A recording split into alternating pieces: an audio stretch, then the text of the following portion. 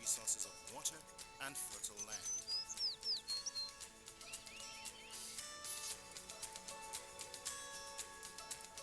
However, the continent remains a net importer of food, as much as $35 billion each year. It's a paradox considering that Africa contains 65% of all uncultivated land in the world, more than enough to feed a projected global population of 9 billion in 2050.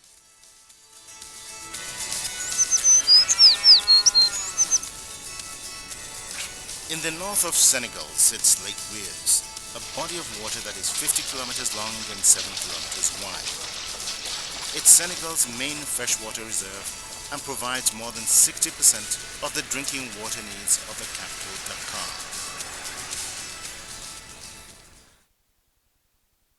Today, the Senegalese government is improving the lake's flow to boost the availability and supply of water through an 80% financed African Development Bank loan.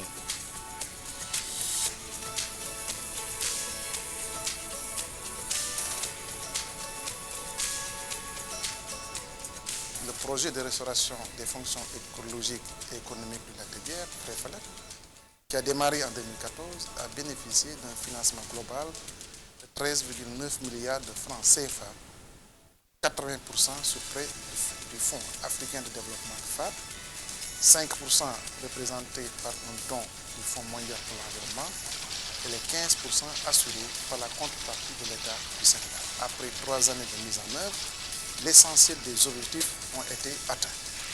Restoring the hydrological conditions of the lake had become necessary for the local population if they were to emerge from the clutches of poverty.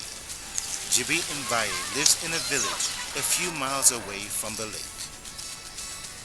92 ba léegi man maa ngi fi déplacé wu benn année am na ñoo xam ne dëkk bi genn wàll gépp dem nañu si gaal yi Espagne am na ñoo xam ne ñu ngi Dakar am na ñoo xam ne ñu ngi woon Mauritanie bi ñu demee ba nga xam ne nag OLAC dugg na moto pompe yi commencé ñëw ñuy yokk ñuy gas ay canal di teg ay moto pompe dégg nga boobu ñu ngi doon def 50 hectares par année dégg nga bi OLAC duggee ñuy continuer si noonu di continuer si noonu ba fi may waxanteeg yow nii ah ñoo ngi si 2000 hectares yoo xam ni ñu ngi koy liggéey si lac bi.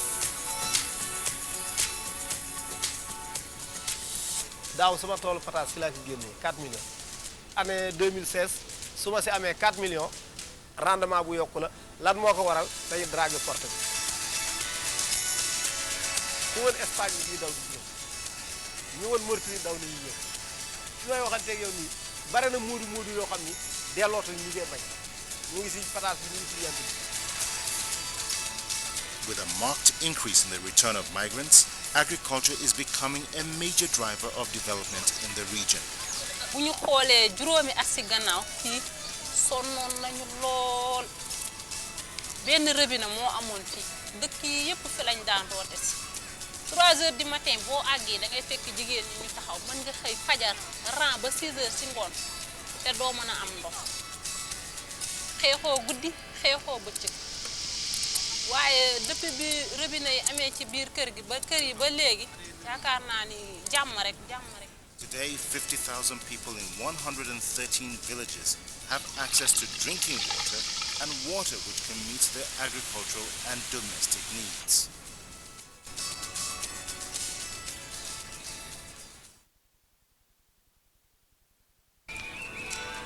The ongoing collaboration between the state of Senegal and the African Development Bank will help the communities around Lake Guiers take a lead role in the agricultural emergence of the country. Today, what was once a zone of economic misery is turning into a zone of economic prosperity.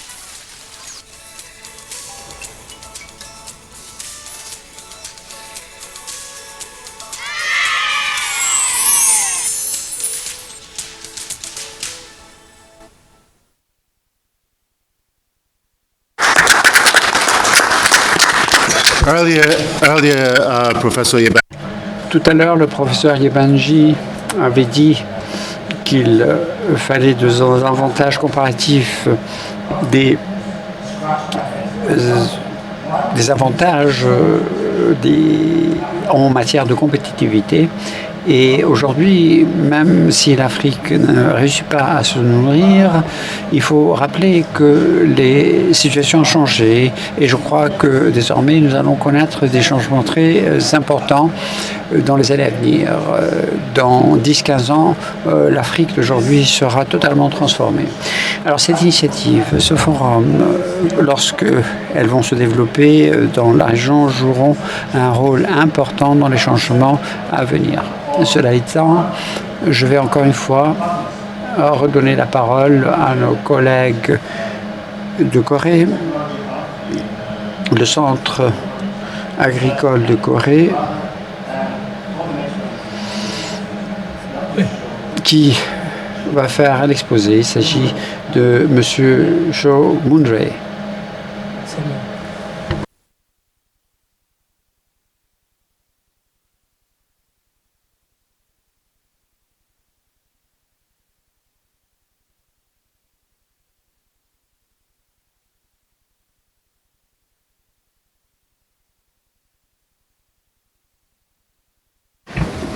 Doctor, we'll just have you make your presentation from the table.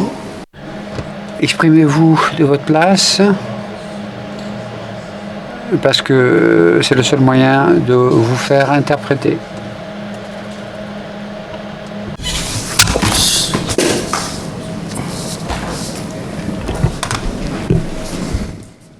Good morning, everybody. Bonjour, merci de me donner cette occasion de faire l'exposé.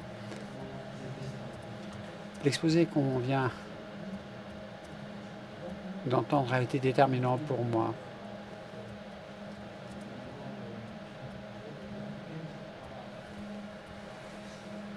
Vous avez en fait dit à peu près ce que je vais essayer de vous expliquer à travers cette présentation. Je vous présente ici la coopération technologique agricole. Je suis directeur du centre COPIA du Ghana.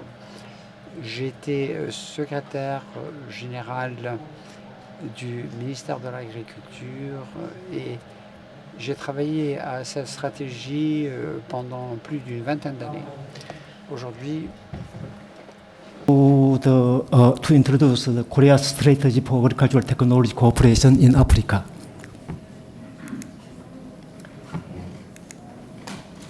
So the background of the agricultural cooperation is based on the situation of the Korea and the RDA. Let me introduce first Korea. I think you may know Korea very well. But somebody's, they don't know about Korea. So Korea is located in the far east of the Asia, and the temperate zones around the 30 hours from here to Korea. So it's too far. Also, now it's divided into two, the North country and the South country. So both are very strong. The North country has the atomic bomb, and the South country is rich. Total population is around 80 million. So North 27.6 and South Korea is 51.7 million. Around 2 times over the North Korea. You can see this one. The Korea has very difficult year in the early 19th and 1950s. So we experienced colonial era and divided into South and North in 1948, and 3 years Korean War. So almost all, I think many Africans has the same experience, civil war and the colonial era. So this is the Korean War. So after this war, our economic situation was zero base. no industrial base, no the agricultural the infrastructure.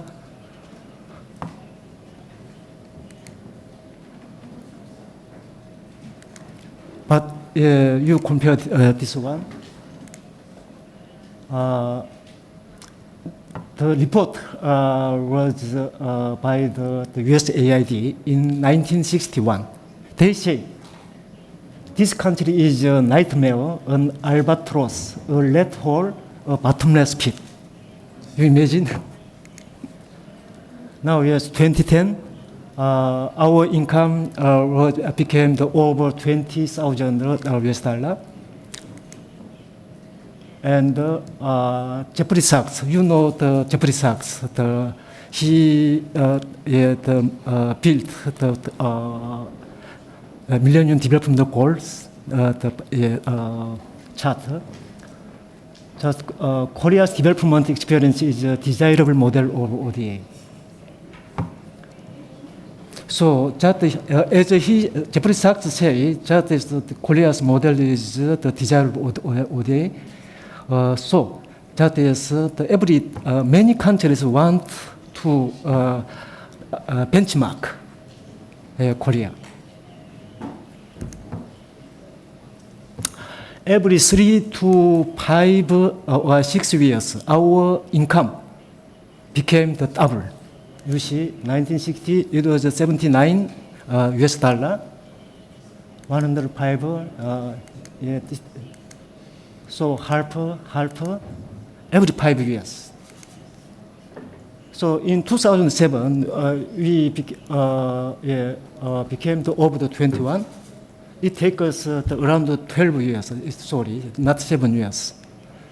So every 5 years. So also, just this is Korean case, but just I think yes, all the African countries can do that. Last year, our income became over the 30,000 US dollars, and Korea joined in the 7th 30 to 50 club. 30 means 30,000 US dollar of the income, and 50 is 50 million of the population. So we land up from the bottom to the end. Now we are going to the cloud. So yeah, I hope all the Africans become like the Korea. That is my dream. So this is the Korean brief, but now yes, this is the RDA. RDA is Rural Development Administration. It is the responsible for the national agricultural research and technology dissemination. So just the public extension and the public research and development of the agriculture is in charge of the RDA. Just we have the responsibilities. So we only we have only the 60 years history. So we established in 1962, and now yes we have one the headquarters and 4 research institutes. We integrated around 16 research centers into the 4 research institutes. That is more efficient and effective. Personally, it's only the 1,800, but the extension, including the local extension agents and the provincial research researchers, it becomes around 10,000. And the budget is around the 500 million US dollar. So it is all around 82% of the national R&D. In agriculture. The mission of RDA is just as what I said, research and development and extension. And recently, our mission included the international cooperation, just the COPIA and the 3 PASI. So,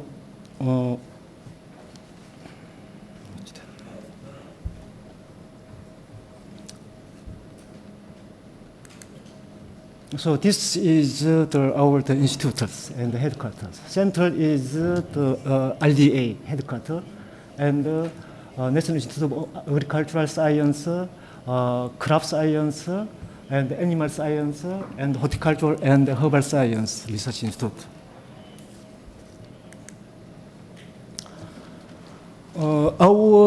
The research is conducted by the agenda system. We have the 19 national agenda.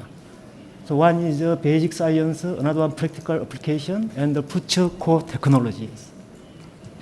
So that includes almost all area of the agricultural sector. So for the future growth agricultural sector, we conduct research on the ICT, automation, and the precise technology, and green biotech. And for the enhancement of agricultural competitiveness, we develop biomaterials and value-added, and we also consider competitiveness. We import lots of agricultural products from the outside, but that is if the quality and the price is the less competitive than the other country, we have to import all. So we have to protect that one. And also we consider the export. The library, agriculture, and the farm village, that the home improvement is also one of the important factors of our research and the technology dissemination. And the education, that is the young people, young farmers are getting decreased in Korea. So that is we nurture young farmers. So automation is the several. We also use the drone for the pest control. And this one is also included to the smart farm. That is with only the mobile phone outside. When I drive or to enjoy the sport, that is I check my farm household. So that is we, the controlled by the remote. So that is all the environment of the agriculture is controlled by the remotely. So that is our dream. Now yes, we are conducting such research and technology dissemination.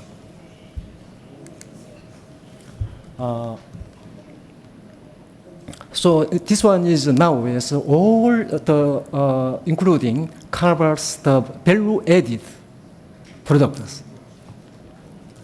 So through the bio and the high technologies. For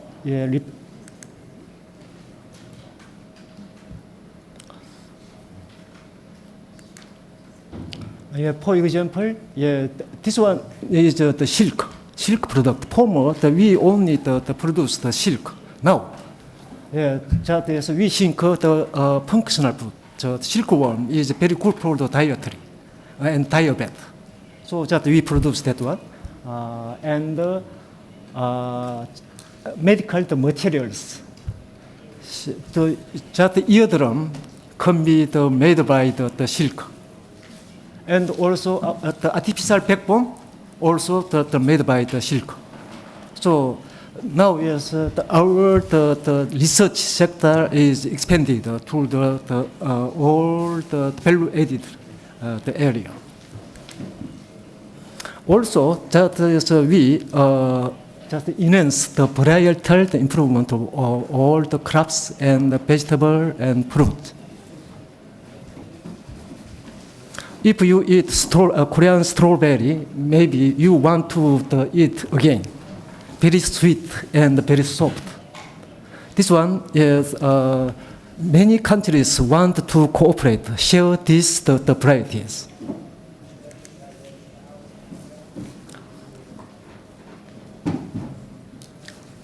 So we now yes exporters the flowers and the kiwis, so many the fruits. And the special projects are so many. This is the current issue. So our operating system is down by through the 19 the research agenda. So this the research is going directly to the extension the area, to farmers through the extension the agencies. Some the industrial outcomes going to the industrial sector directly. We facilitate through the one foundation, and the practical outcomes is going to the farmers directly. So you see, the green revolution. We already completed the green revolution. That means the food self-sufficiency in 1970s. Just the wheel of the green revolution is 1977. During that time, within the 5 years, we escaped from the importation of rice. In 1971, we imported around 900,000 tons. But just in 1977, we export 80,000 tons. So we made rice self-sufficiency within 6 years. So my dream is also all the African countries make self-sufficiency of the food, staple food. That is my dream. After then, just in 1980s and 90s, we completed the year-round the production system. Actually, we have 4 seasons: winter, spring, fall, and summer. We only produce during the summer season. So we built the greenhouse and produced all the products during the winter season. And now, yes, we are conducting the value-added product creation. You see, this one is our Dongil rice.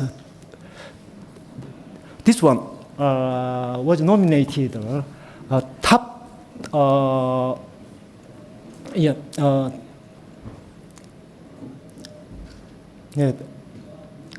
top national research R&D achievement. Number 1, the national the achievement, past the 50 years in 2010. So our government also appreciate our import to make self-sufficiency of the rice. So this is the Dongil type the rice in 1970s. So the productivity, the yield was in 1978 was become in the world the top of the yield. Still, some countries conduct the research why this Dongil variety has the high yield. So that is the cross within the Indica type and the Japonica types. You see this one. In 1971, we imported rice 900,000 tons. And during that time, just the food import was almost 20% of the export. So food insecurity, we think hinders the economic growth. Actually, it did that. So in 1965, our rice production was 3.5 million tons. But in 1977, it was over 6.6 million tons. That was around more than the 70% increase.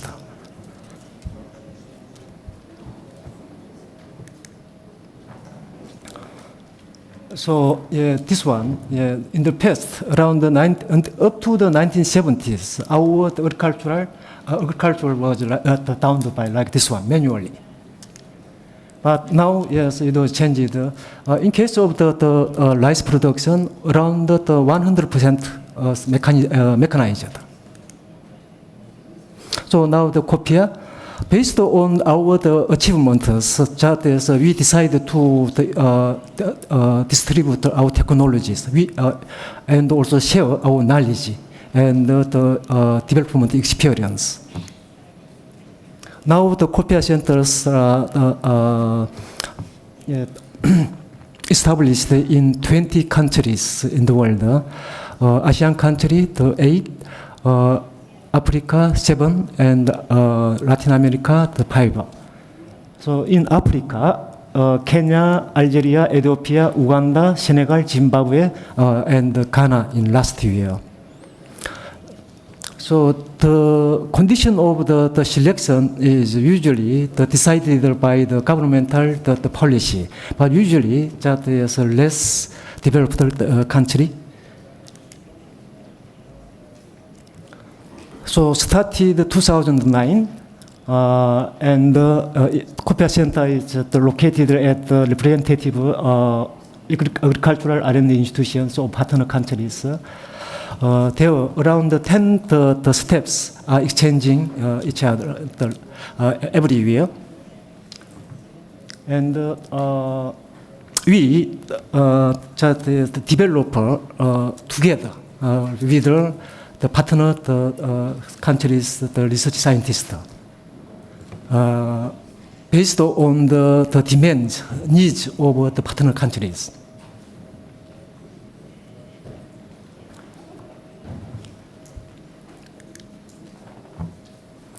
So our strategy is like that one. At the first step, we develop the core technologies together with our partner countries, and we test that one, and we pack that technologies by the module or the manual. And the second step, that is we apply that technologies. That appropriate technologies, and lastly, we expand. If it is successful, then the size and the funders. So this one is the repeat. Another one, the KAPASI. KAPASI is Korea Africa Food and Agriculture Cooperation Initiative. So this one also share our knowledge, and also just facilitate the network between among the African member countries. So it was also established in 2010 with 17 countries. Now, yes, the member countries are 20, and international organizations, the 6, ILLI, AGRA, Africa Rice, CONDEV, ITC, G+. Here, the APRAS also participate in this KAPASI. So now, yes, the 20 projects are conducted. Among them, 7 projects are ongoing. So this is the organization, the General Assembly, Executive Council, and the 5 programs. So at first time, that is, we conducted the projects by each country because we didn't know about our member countries. So that is, we exchanged scientists, and we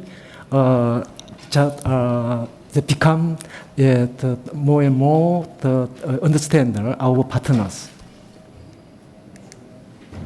After that is, we established network.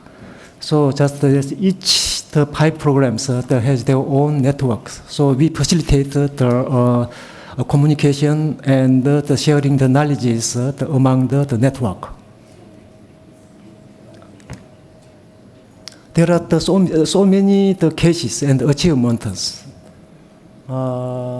This one, that is, we focus on the post-harvest management. I think the fruits, post-harvest loss is over around the 40 to 50. So we want to reduce that the post-harvest losses. And the chicken production. Just that was very successful. So when we start this one, maybe Bill and Melinda Gates Foundation. Okay. Also, just launched a very big project, around more than the 60 million US dollar. Young scientists, we nurture, facilitate the capacity building of young scientists. And yeah. This one is one of the best compliment of the Kapashi projects. So with the 20 member countries, we develop together the new varieties and the cultivation technologies, not only the Korea, but also the member countries. So they share their germplasm and they share their knowledges, and we introduce new technology. This one is the research lab in the Africa Rice, and this is the new technologies and culture. Not new, but it is very effective. It takes it reduces the breeding the times half. So now we showed around the yield is from the 13 tons per hectare to the 10.7 tons per hectare. It is the report from the Africa Rice. This is really around more than the 50% increase for the test the research the output. And we facilitate the capacity building of scientists. Now that it is time to come out the result. So many varieties are developed and now the producing in each member countries. So implication. Our the economic growth is quickly developed. Do you know why that economic growth is quickly developed? That is, you want to know so why Korea. Replacing food imports with locally produced food requires two things. First of all, increasing productivity and production of staple commodities. Africa will need to produce an additional 174 million metric tons of food commodities if it's to achieve food self-sufficiency by 2025. Then, adding value to produce and harvest by converting them into food products that can compete in quality and price with imported products. This is precisely what the African Development Bank's Feed Africa strategy intends to do through the development of its Staple Crops Processing Zones program. These zones are government-facilitated public-private initiatives designed to concentrate private agro-processing activities within targeted zones of high agricultural potential. They aim to boost productivity through the integration of the production, processing and marketing of selected high-priority commodities. Attracted private sector investors add value to crops, livestock or fisheries through their agro-processing factories, while agricultural producers, including smallholder producers, boost their productivity and gain better access to credit, technology and training, as well as ready markets at their farm gate. This is a virtuous strategy to effectively replace food imports while generating infrastructure, wealth, employment and improving quality of life in African rural areas. The time to unlock Africa's enormous agricultural potential is now.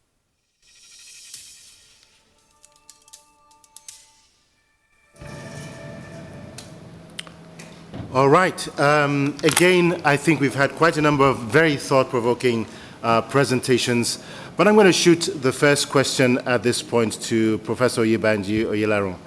Asuko, you said something earlier. You said, it is not as if Africa has not utilized some of these technologies. There's a tremendous amount of investment that has taken place over the decades in different areas of research through the different institutions that we have. But there does seem to be a missing link somewhere. We have not achieved our full potential with regards to food production as well as processing. So this is my question.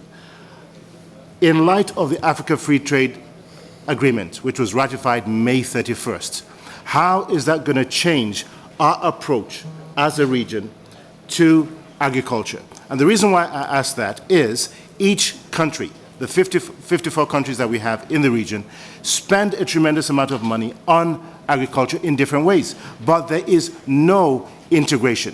In light of where we're going, and this is the theme of these annual meetings, what do we need to do to bridge this gap, and how realistic is it? Otherwise, we'll continue to do the same old, and expect different results. So, Prof, over to you to start us off with this question.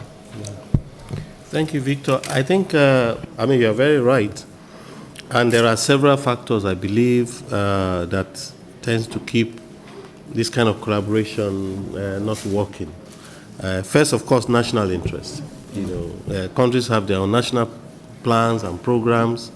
Even when you draw down from global goals, like SDG, MDGs, and so forth, they contextualize it, and they begin to run with their national dictated by politics. So I think that is one area where the bank, the continental bodies, AU, 20 agendas that we have, can help us to develop common platforms around key areas like this. With Asuko, for example, and Marty, we've been talking of actually building a network of ACPCs. In fact, she's trying to raise funds for it. So that's one particular area that the bank, I think, can be very helpful to create a platform for learning, commonality, standards, and so forth. But the other issue has to do also with national policies. Trade, for example. You find that the tariffs between African countries is far higher between themselves than it is between Europe. In many areas, we don't trade. There are many experts here who will tell you that one of the biggest problems we have is even among ourselves. It's easier to trade with Europe, America, than to trade between ourselves. So those they have to come down. I think we need to begin to talk seriously about it. Third is the idea of regional SAPs as an example. Mono and others, and we've been talking about actually building regional SAPs.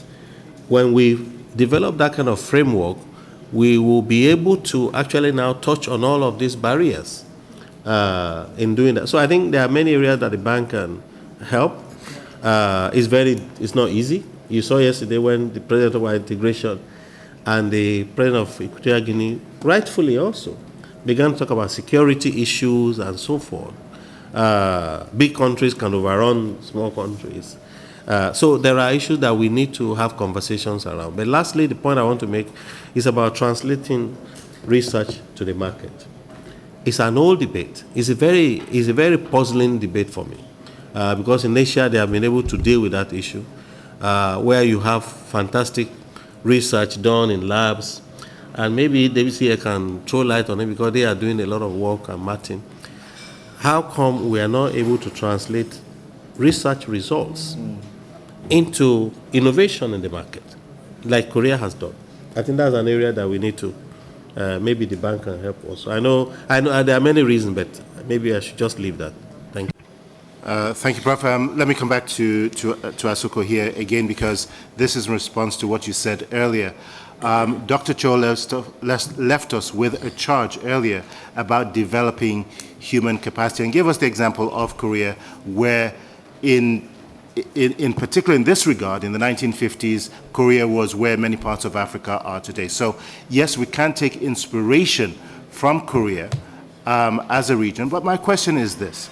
There's a huge divide between human capacity development research, industrialization, the acquisition of appropriate technology to take us to where we need to go. Now, agriculture is not rocket science, but it is a science. What is it that we need to do practically to lead to this convergence that can change the status quo? Thanks a lot, Victor. Maybe my brother would also like to chime in, but I think there's really three things. Number one, we throw around the word platforms a lot, but it's really much more than that. We have to crowd in spaces. We need to prioritize. We can't do the entire continent. In a country, you can focus, prioritize, identify low-hanging fruit.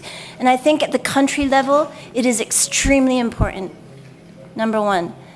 Number two, the private sector. When we talk about all these strands that you talked about, Victor, who brings in the research, who disseminates that, who actually ties the technology, who can absorb the market shocks?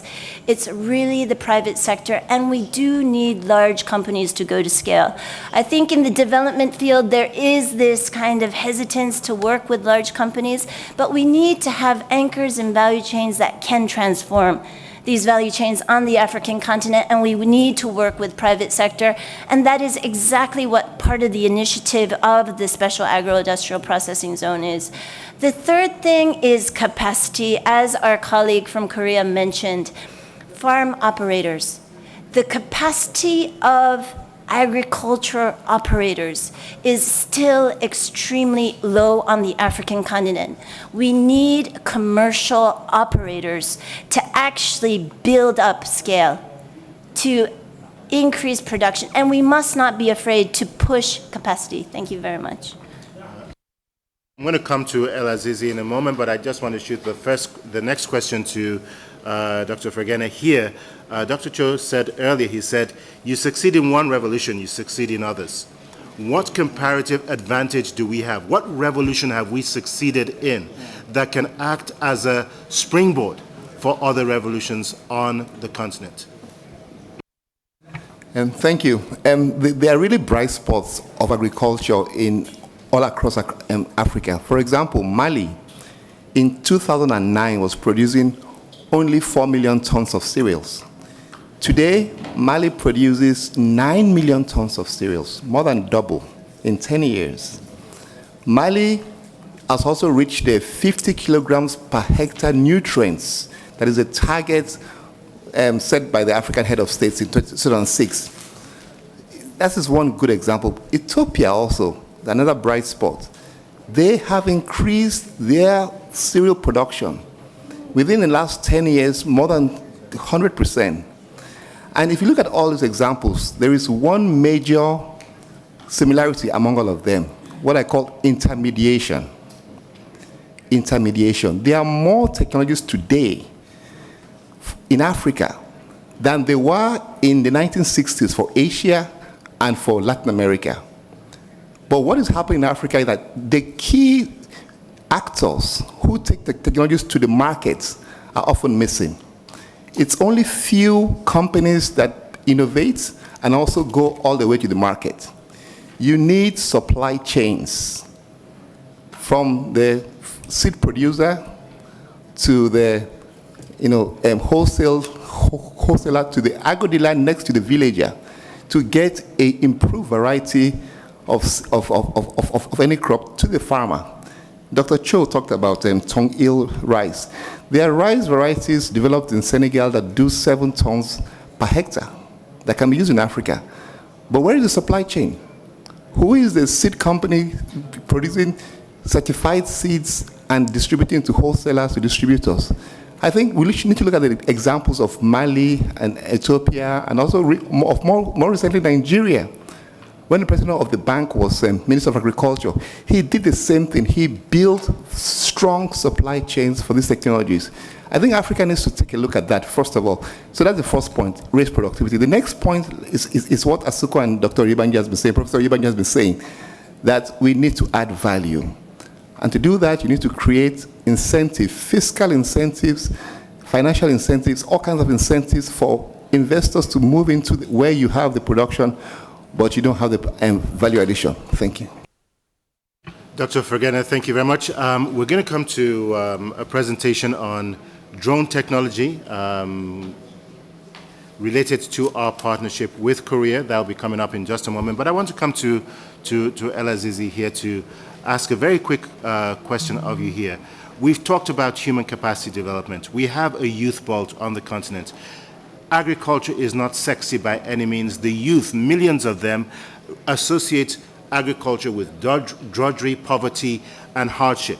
But you're doing a fantastic job in this partnership with Tunisia, particularly with regards to drone pilots. You've graduated 40 of them, or 40 of them will be graduating shortly. How can we change the narrative around agriculture in a way that attracts these millions of young people who have to be the backbone of an agricultural revolution on the continent? Just, if you could just quickly tell us what it is that the impact of what you're doing in your pilot project in Tunisia has related to. Yeah, thank you very much. I think agriculture is seen in Africa with youth that it's not a business thing. That's why when we start creating startups, initiatives, entrepreneurship programs in North Africa, for example, we are bringing youth to be involved in agriculture through technology. That's why I think it's very important to try to develop technologies in agriculture so we can bring youth. But the very important thing is leadership. I think leadership in Africa, when you take, for example, the case of Nigeria, of Ethiopia, of Morocco, leadership is very important to give a vision, to transform agriculture, to make this sector as a business sector so it can bring youth to be involved in agriculture. We have recently in Morocco, for example, a Plan Maroc Vert. It's a big initiative started 10 years ago. It starts giving a lot of results in agriculture. Now the next step, next version of Plan Maroc Vert is to bring technology. So in African Development Bank, we are developing a new technology on specific, dedicated project, millions of dollars, to develop technologies in agriculture. And also the King of Morocco give instruction to develop a medium class for agriculture. So we are shifting now, we are trying to shift the thinking. The second thing is really infrastructure. I will speak about integration and infrastructure. We have many examples in African Development Bank where we develop, for example, dams, common dams between countries. We have in Rwanda, Burundi, etc. We have an example there. And this kind of infrastructure must be treated as a nexus to develop energy, to develop water, resource mobilization, etc., to be able to give water for agriculture, energy for agro-industry, etc. And the last point is access to finance. I think access to finance in agribusiness is a big issue because when we have this whole value chain, we have to help private sector to come as a private sector, the whole value chain to be able to finance agribusiness. And we can't do that without access to finance. That's why we have line of credits in the bank. We have a lot of other means to develop the private sector to be able to give value to agriculture products. Thank you. Mohamed El-Azizi, very well said. Thank you very much. You talked about leadership and you talked about vision as well as technology. And I appreciate the fact that you talked about leadership because the definition of leadership is very simple. It's the capacity, the ability to see the future before it arrives and take a group of people on a journey that they otherwise would never have embarked upon.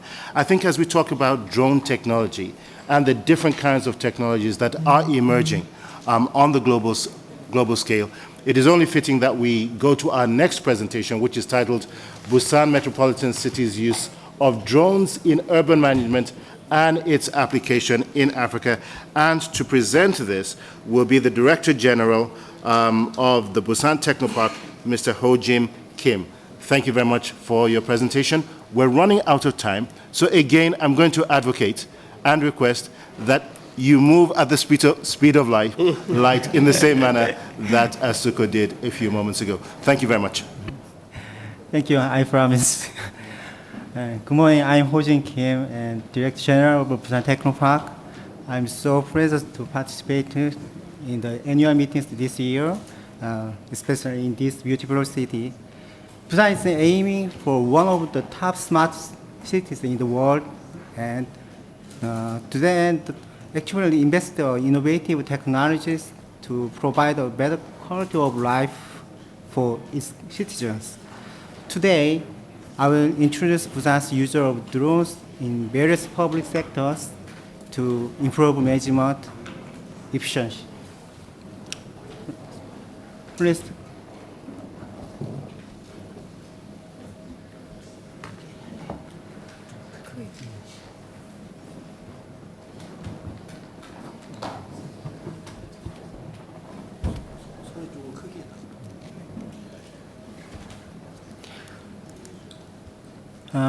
As you can see here, I will explain the concept and the importance of drone utilization system. After that, we will have a look at Busan's use of drones in urban management and discuss about how to apply it to Africa. Lastly, I will talk about how and why we enhance cooperation with the African Development Bank in the coming days.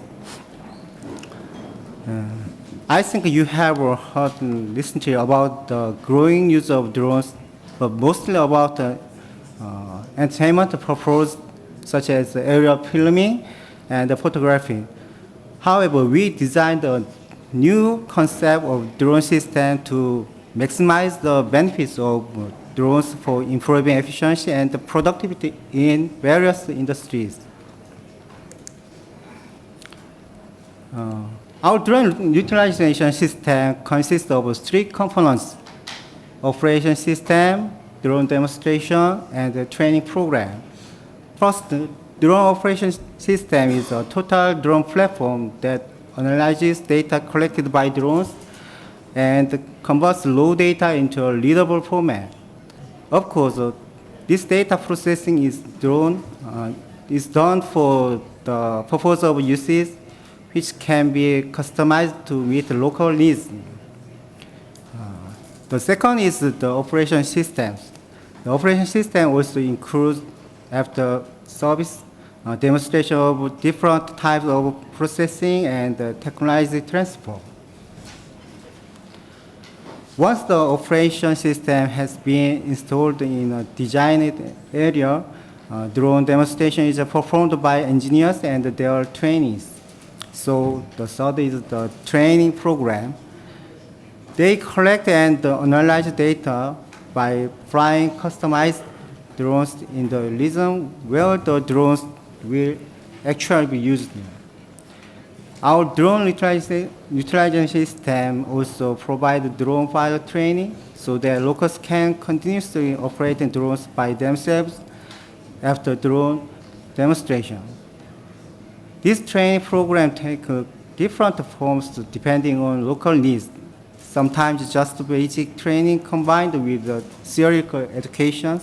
Sometimes it offers training courses as well. Since the Industrial Revolution, the top rated values in production have been tangible assets like capital, labor, and real estate because manufacturing was the most important factor to generate revenue. For the reason, the process of value added profits had an upward trend and it looked like a crying face. This means that the value of manufacturing is the highest and the values go down as approaching both ends. But the competitive advantage of inimitable resource is highly regarded in the post-industrial revolution era. Therefore, particularly for innovative technology, the value of R&D knowledge and marketing knowledge are highest, and this makes the curve appear like a smile. As you know, the drone hardware market is highly concentrate and the possibility of drone manufacturing to create added value is limited due to the Chinese manufacturer DJI dominate in the market. However, drone utilization system is a total drone solution which can create great added value through providing customized drone service for local needs, such as nurturing skilled drone experts, creating jobs, and develop high technology and local economy. Now we'll take a look at the 3 demonstration cases showing how Busan utilizes drones for urban management. Before that, let me introduce Busan city. Busan Metropolitan City is the second biggest city in Korea and hosted the FDB's annual meetings last year. The city is surrounded by sea and also has a river penetrating the city.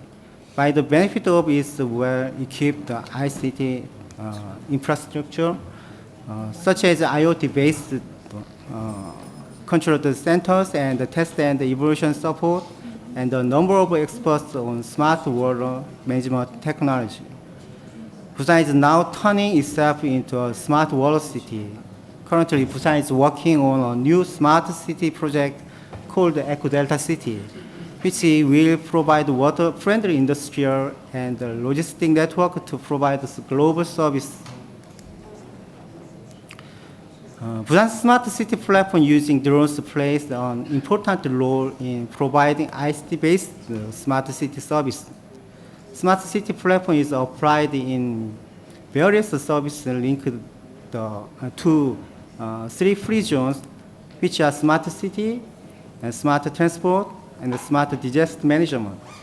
This is actively utilized in water level management, port management, and operations, ecological park management, and smart logistics. Busan implemented the drone demonstration to efficiently manage water resources. A new water management model was created by the demonstrations through developing standard process using drones. As a result, the process of data collection, analysis, and processing became simplifying, and that helps preserve water resources. In addition, Busan has built a regular monitoring system for watershed and the catchment areas using drones. The best outcome of this demonstration was operations manual to detect illegal fishing and floating pollutants on the water surface. If the same tasks are done manually, it would take much more time and waste resources unnecessarily. Drones also can be used for wind turbine inspection and maintenance. Just imagine the situation. The engineers climb up the turbine and check turbine blades one by one. It is so dangerous and time-consuming. But drones fly over turbine blades to detect defects or faults before damages or failure occur. They also help prevent data leakage for security facility in wind power plants through real-time remote monitoring. Now, we are turning to drone utilization system in Africa. Drone utilization system can be applied in many industries, and it can play a vital role in creating a smart city like Busan. Drones also can be used to improve administrative system. For example, they have secure tax revenues through land survey and precision farming. They can also contribute to mitigating the effects of climate change through big data processing and disaster monitoring. Busan Technopark has been working on a drone project in Tunisia since last year in collaboration with the FDB. The project is called the Building Drone Utilization System for Improving Agricultural Productivity in Tunisia. It consists of two major parts. One is the drone pilot training and the drone demonstration. Drone pilot training started last October and completed successfully in January this year. The training includes both theoretical course and particle training, and the drone simulation software was also provided for trainees so that they could keep practicing after the training program. Drone demonstration is conducted in Sidi Bouzid, where a number of olive groves are.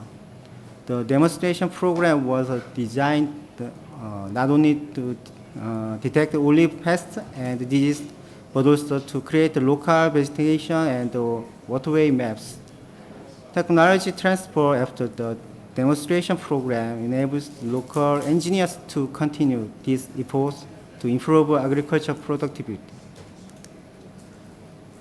Busan wishes to further strengthen cooperation with the FPDB for technological development and economic growth in Africa. The drone project in Tunisia was made possible through funding from COAPEC, which is the partnership between Republic of Korea and Africa. New development projects are chosen through its biannually held ministerial meeting. Busan and the Busan Technopark want to design new projects financed by COAPEC Trust Fund and make another successful story like the drone project in Tunisia. Our next project will be based on Busan's drone utilization system, which is made up of customized drone operation system, drone demonstration, and drone pilot training. We'll select target countries as the first step. For that, Busan Technopark will make a list of candidate member states in consultation with the FDB and shortlist them based on the applicability of drone technology. And then we will conduct needs analysis through free survey and field survey in the target countries.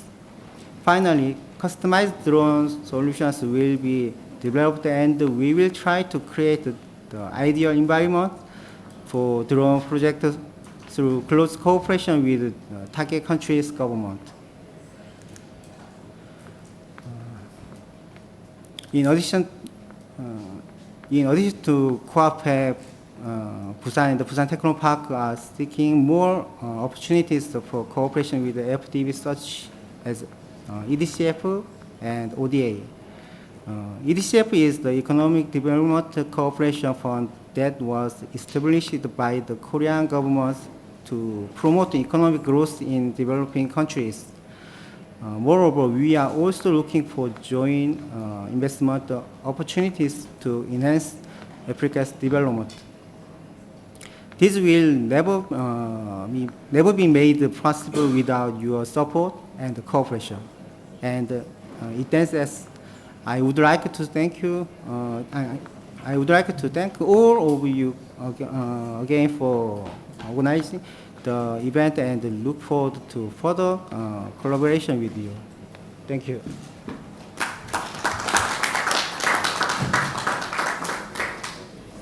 Mr. Ho Jim Kim, Director General of the Busan Technopark, thank you once again. We've had a wonderful collaboration with you. And I just wanted to again acknowledge this wonderful relationship that we've had. One thing is clear about Korea. You've well thought through the whole drone technology ecosystem. Its use is very, very diverse, and I believe that there's much that we can still continue and will continue to learn from Korea and the Busan Technopark.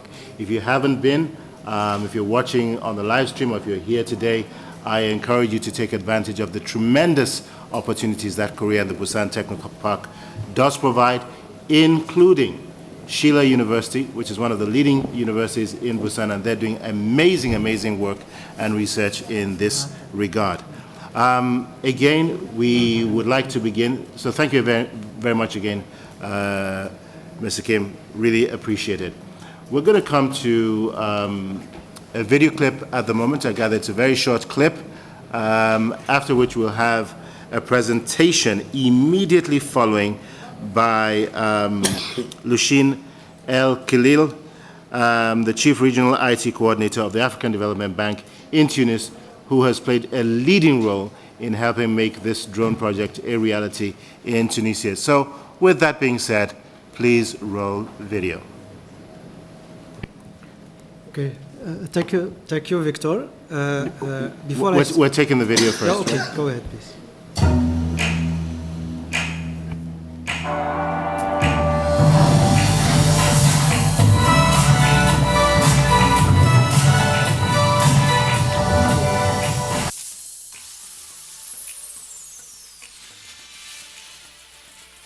The drone, an unmanned aircraft vehicle, is a key technology leading the fourth industrial revolution. The Busan Metropolitan City Government and Busan Techno Park use drones to improve efficiency in the public sector. The African Development Bank has also decided to implement Busan's drone system in order to increase crop yield in Tunisia. Do you want to hear more about this story? Let's find out some more.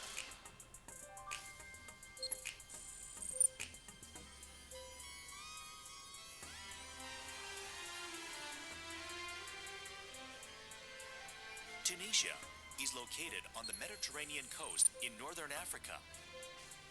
Agriculture is the country's major industry, with farmlands accounting for 30% of its territory.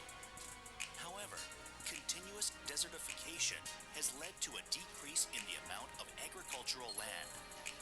Drones offer a solution to this problem. Let's fly to Sidi Bouzid together to find out Tunisia's lost farmlands.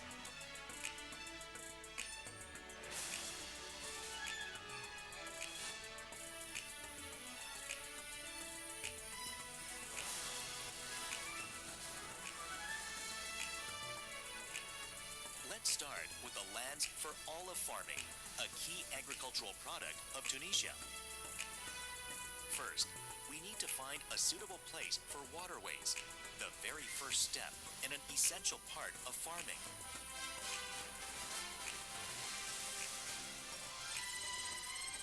Now, we have located a suitable soil environment for farming.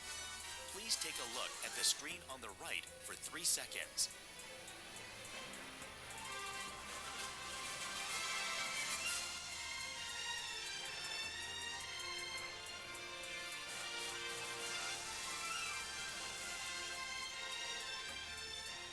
We need to keep monitoring the crops to ensure until they grow well.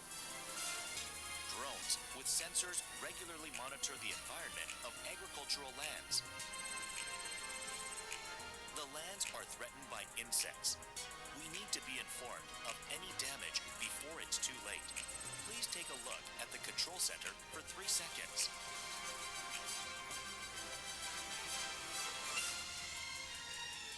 We have just delivered the information to the central control tower. Such timely responses through monitoring minimize damage to agricultural land.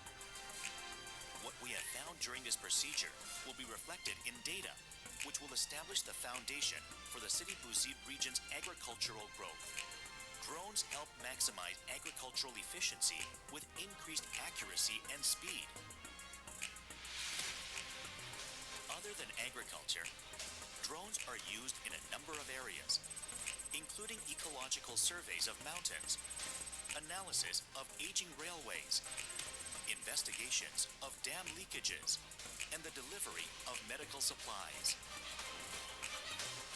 Drones which fly all over the African continent will help us monitor Africa's changing natural environments and a variety of industries such as agriculture.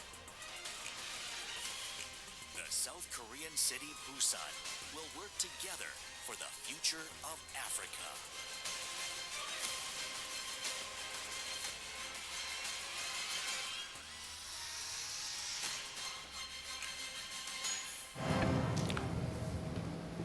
Excellent video there. We will now go to Lucine, who will provide us with a 5-minute presentation on what's happening in Tunisia. Thank you, Lucine. 5 minutes, please. Okay, merci. Excusez.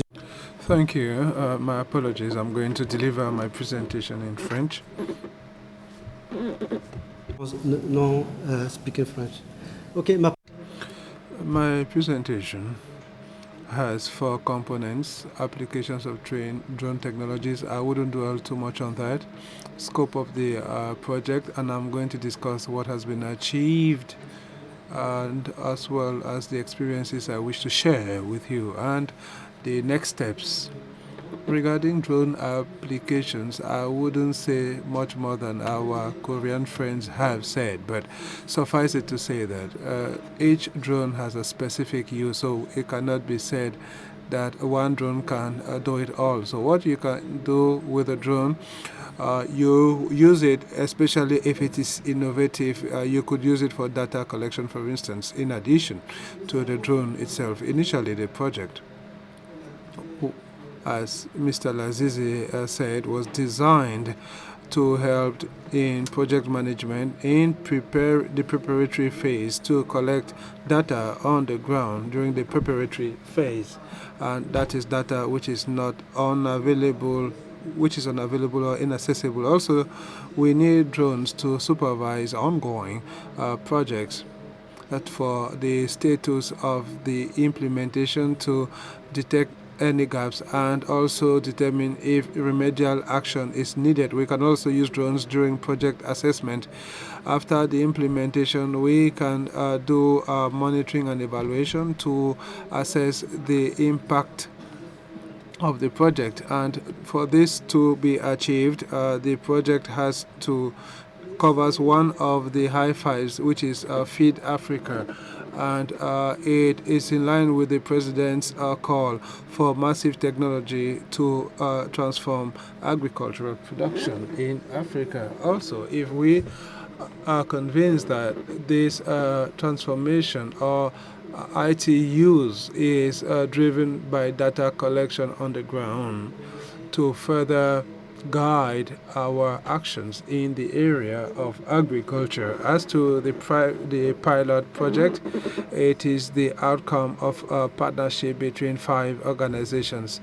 First of all, the convener, the African Development Bank, the government of Tunisia, the Quafec, the Busan Technopark, that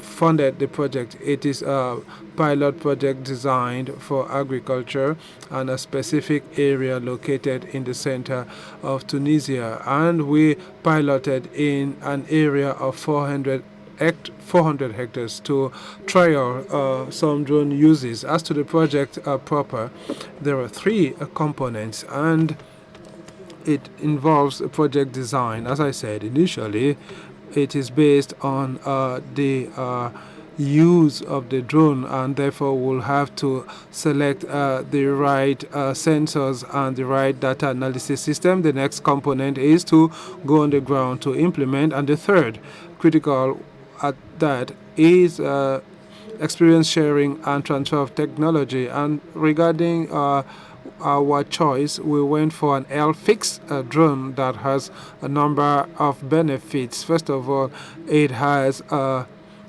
it can fly for 1.5 hours and weighs just about 5 kilos, and it has a speed of up to 55 kilometers an hour. And depending on the altitude and all other data we need to collect, it can go up to from 150 meters to 3 kilometers in altitude. It has highly sophisticated sensors, which I'm going to dwell on subsequently. We also have a data processing center. Once the data is collected, it is transmitted to the data center so that we can analyze the results. We have also established a training center, which I am going to discuss subsequently. The project rationale is simple, is that we have a trial.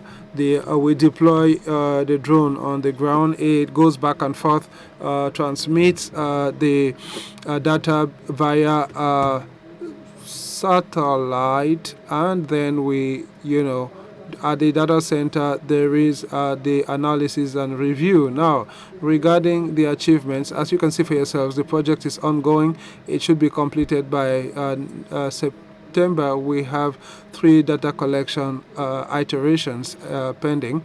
And for what we have achieved so far, we have established a training center and delivered training for some youth. And as you can see here, and the center we have selected is just at the around the suburbs of Tunis, and you have a simulation center and a computer room and an area of 4 hectares where the experiments are conducted, or trials, and the training was completed in January, and we graduated 40 young Tunisians, and 4 further graduates were trained as certified instructors to ensure sustainability. And in the interim, we have a maintenance and support contract for the maintenance of all the equipment. As to the specifics on the ground, this is some of the data we have collected. But prior to that, I would like to show you a video, a 1-minute clip that would give you a snapshot of the area we have chosen. And it was based on a number of options. And this has the benefit of crop diversity and diversity of road network, irrigation, and topography. You actually have a river that runs by, and that actually burst its banks, and therefore there was a flood. It helps to collect useful data that would serve the region and elsewhere or beyond. So we actually grow olives because initially the Tunisian government wanted olives to be planted. So 42% of this area is cultivated, is an olive farm, and therefore thereafter we have a data collection and analysis. We have other seasonal crops like a pepper. Voilà, pour la For the initial data, first of all, the data needs to be processed, because when the drone scans, it can take pictures of the same point. So you have to take away all the duplicates, and also you have to ensure that the scale is fit to size, and it is 3D, and it is consistent with a picture. I don't mean to be rude, but there are other sessions that are about to begin, and we do need to wrap up, please. Thank you. Okay, just 2 minutes. The second is the digital model, surface digital model, that helps to collect all the surface data. So it actually captures the trees and all what you have on the surface, and you can monitor all the changes in terms of vegetation on construction sites or on buildings, and we can have several snapshots at different dates, and through the detection application